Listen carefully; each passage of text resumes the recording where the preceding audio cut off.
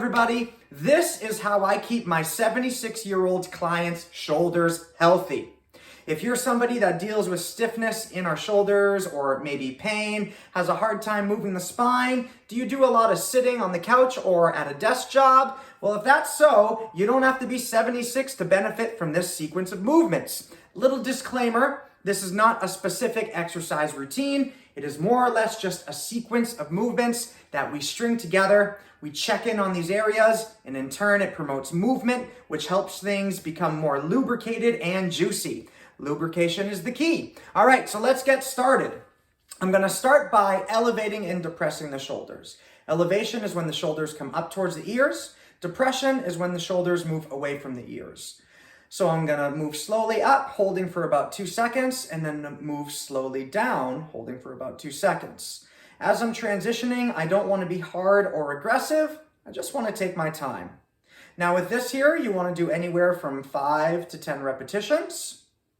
Once we're done, elevation and depression, we're now going to go into retraction and protraction. So I'll give you a sideways view. Retraction is when our shoulder blades come together. Protraction is when we separate our shoulder blades. So I'm going to slowly go into retraction, slowly going into protraction.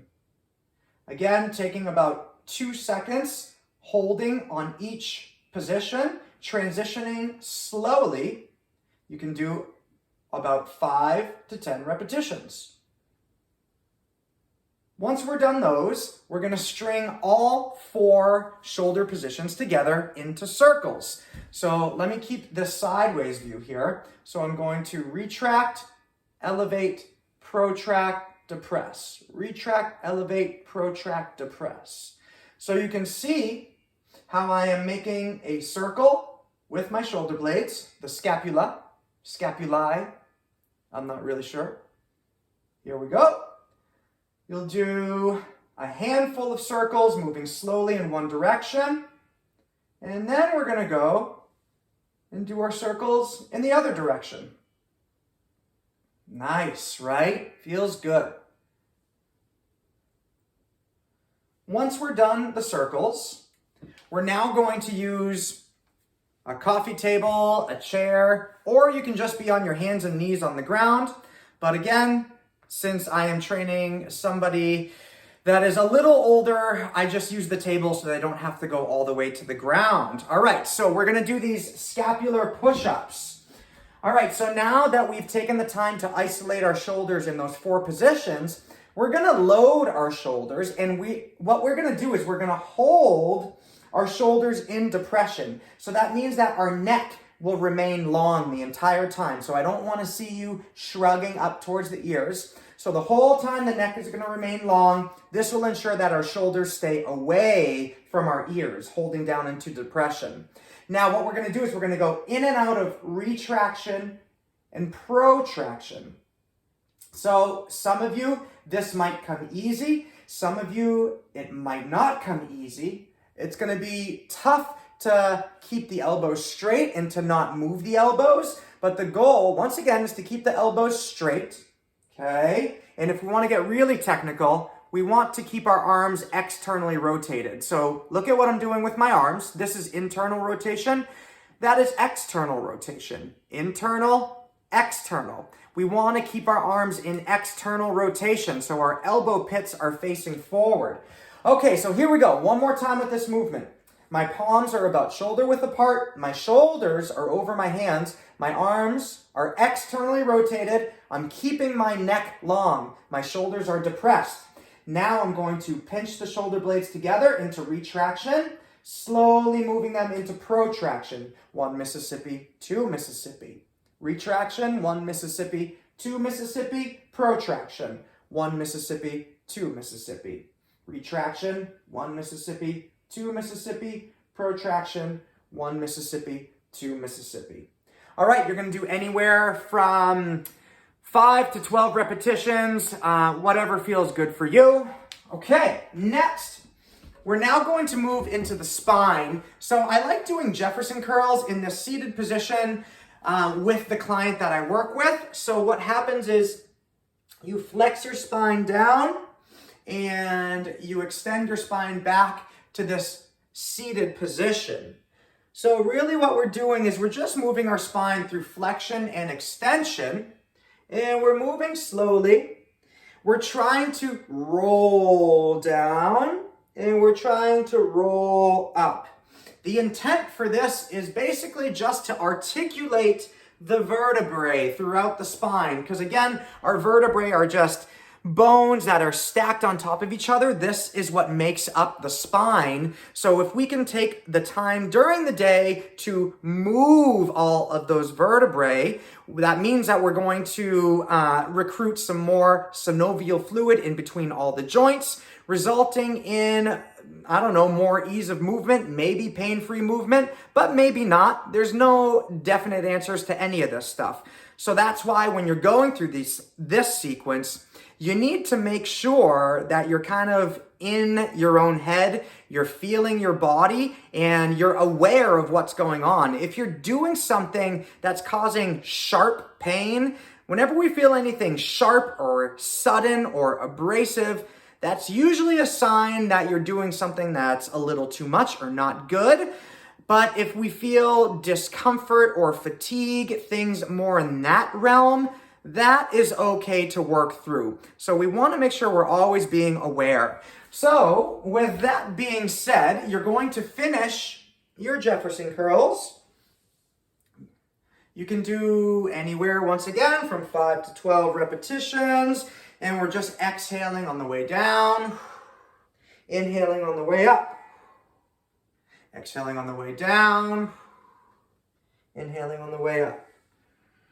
All right, after the Jefferson curls, we are going to go into some hand and wrist conditioning. So we need to remember that our hand is attached to our arm, and our arm is attached to our shoulder, right? So if we're gonna have nice, pain-free, mobile shoulders, we also need to make sure that we're taking care of the rest of the extremity. So one thing that I like to do for this is a 6-point wrist prep. Let me move the table back here so you can see. Okay, so again, we're starting off in that same position as that scapular push-up. So you're gonna make sure your hands are about shoulder width apart, your arms are gonna stay externally rotated, shoulders depressed. From here, you're gonna come forward, you're gonna push the fingers in to go backwards. So your goal during this sequence, this 6-point wrist prep, is you're trying to find the stretch in the forearms. So you can also do things where you're swaying left to right. You can do more circular type motions. Really, I just want you to get used to exploring and finding where the stretch is. Once you've spent roughly around a minute, ideally, in this position, we're now going to externally rotate the hands. So my hands were here, now I'm gonna externally rotate them. Again, I'm going to go either backwards and forwards, side to side, circles. You're looking to find the stretch. Let me give you a sideways view so you can see what my torso looks like. So while I'm in these stretches, again, I want to keep my neck long so my shoulders remain depressed. I don't want to have this type of spine, this extended spine. I want to make sure that my spine is staying in this flexion state, or a lot of people will call this having a hollowed torso, all right? So we're finding the stretch. With all of these palms facing down variations, what we're doing is we're stretching the flexors of the wrist here. Now, lastly, so we were in external rotation. Now we're going to go to internal rotation. All right, here we go. So I'll move the table back to where it was so you can see my hands a little better. There it is. And again, I'm trying to set up so that my hands are about shoulder width apart. And I'm just trying to feel that stretch. I'm keeping my torso hollowed, all right? So another way to think about this torso position is most people know cat-cow. You want to keep yourself in that cat position and not so much that cow position. So stay like the cat. All right, so let's say we've spent about a minute here. Now what we're going to do is we're going to do the next 3 movements with our hands flexed, okay? So that means that the top of our hands are now going to be pressing onto the ground or onto the table. I put a yoga mat on top of the table so that way it can be a little softer for the hands. But you might have seen videos of me doing this sequence right on the hardwood floor. Depending on your tolerance, you can just kind of do whatever works for you. All right, so with that being said, my top of the hands are down. All of my fingertips are spread out. I'm doing my best to press all of my fingernails into the mat. If we're doing this front to back little sequence here, I'm gonna go backwards. Then I'll press the fingernails in to bring myself forwards. So notice how slow I'm moving when I'm doing this. So again, I'll go backwards. I'll push the fingernails in to go forwards. You're not gonna move around that much. And ideally, I want you moving very slow because we're using these extensor muscles. These are the smaller muscles in our forearm, and these are the weaker muscles, all right? Now we're gonna take our hands and externally rotate them, like so. Do your best to keep your elbows straight. I'm gonna come forward. I'll press the fingers in to go backwards, forwards, and backwards. You can be a little more random with the movement while you're pressing in the fingers, trying to find the stretch.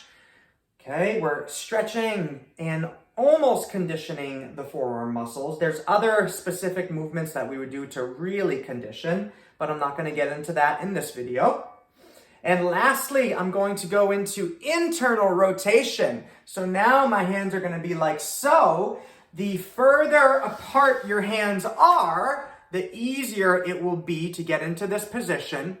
The closer we bring our hands together, the more intense the stretch is going to be. So make sure you're always choosing a variation that is appropriate for you. So this is back to the point where, are you feeling like sharp pains? Do you feel like you're doing damage? If so, tone it down a little bit. Keep the ego out of the mix. So widen the hands up. That's all good. Don't worry about it.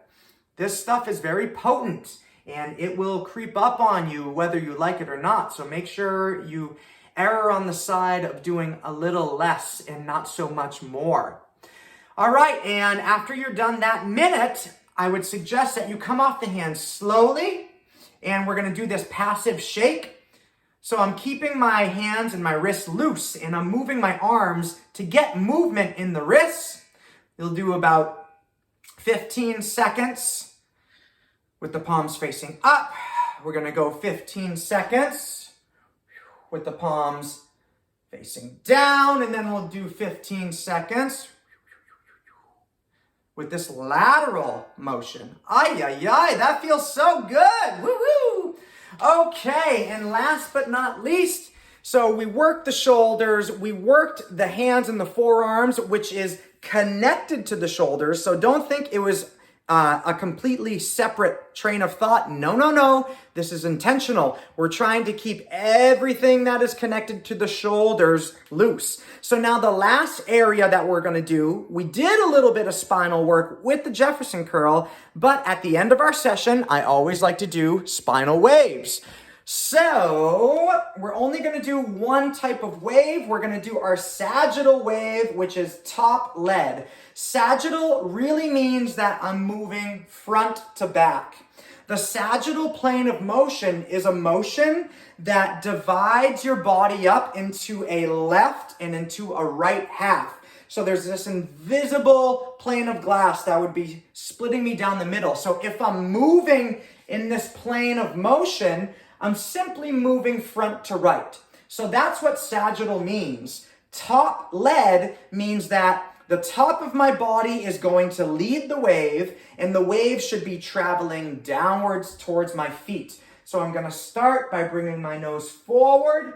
I'm going to look up and away, going into this extension of the spine. Once I get all the way back, I'm going to bring my neck down, coming straight forward, and then up and away. Straight forward, up and away. So the goal with this is to keep your body loose. We don't want to promote tension. This would be a very stiff spinal wave. This would be a spinal wave that has a lot of sticking points. We want to keep things slow. We want to keep things loose and fluid. So as we're doing our spinal waves, soften up the knees, relax the shoulders. See if you can do this sequence, keeping everything in that calm, relaxed state. Why do we do stuff like this? Well, it's simply because our body will adapt to the stimulus that you put on it. So if you want your body to become pliable and to become loose and to become flexible and all those soft adjectives that I'm bringing up, then you need to start moving your body in that way. A lot of times I'll do spinal waves with my clients and they will resist it because they don't realize what the benefit that they're getting out of it. In all reality, we have to remember it's just as important to work the softer side of movement as it is to work that hard muscle building side. Remember, in life, we need balance. It's the yin and the yang. All right, so with spinal waves, you can do anywhere from, if you're really going to make this stuff work, and if you really want to see change, and if you really want to feel the benefit, you need to be doing spinal waves every single day, and you need to be doing it at one chunk of time for at least 5 minutes. 5 minutes, holy crap, that's a lot of time. Well, again, if we're going to make our body adapt, we need to spend time doing these motions. All right, so that is the sequence that I do to help my 76-year-old client keep her shoulders and her spine and really just the whole upper body loose and pliable. You know, when you wake up in the morning and you feel stiff and rigid? Well, these are the type of things that you should be doing. And if we do these types of things, then you can start to go into more of the aggressive side of exercise. So I hope you guys got something out of this video. Let me know in the comments what you think. If you want to see more things like this, watch the video that's on the screen to learn more ways to incorporate movement into your life. I'm Mini Movement Man saying peace. See you next time.